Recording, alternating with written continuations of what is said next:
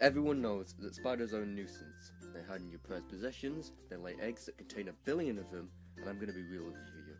They are just straight up ugly. And nobody likes ugly things. Just look at Hillary Clinton nowadays. So today, I want to present a two-tor Neil. Is that correct? That's what my son, age 14, said it was. Yeah. Lesson number 1. Create a dome around your house so it can't rain on your property. This is good because it's super affordable, and the spiders outside won't need to come into your house for shelter because they only come in when it's raining. Fun fact. And I don't know how they keep breaking into my home so easily, but hey, what can you do about it? Spiders breaking into your home? Who cares? It's no big deal. I was being sarcastic, by the way, so don't take it too seriously. Lesson number 2. Kill all of the female spiders. We all know that women are the weakest sex, but they can use their body to influence other men into doing treacherous acts.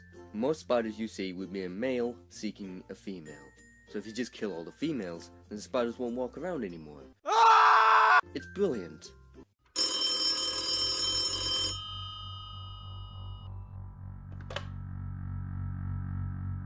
Hello? Hello, this is Peter, and we do not like you.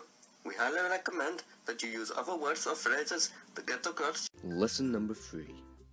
Just kidding, you got pranked. There isn't another lesson, I was just messing around.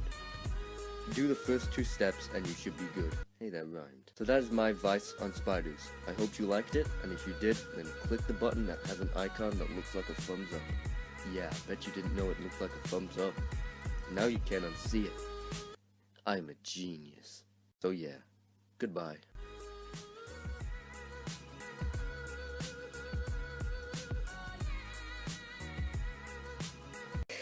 You're a funny guy.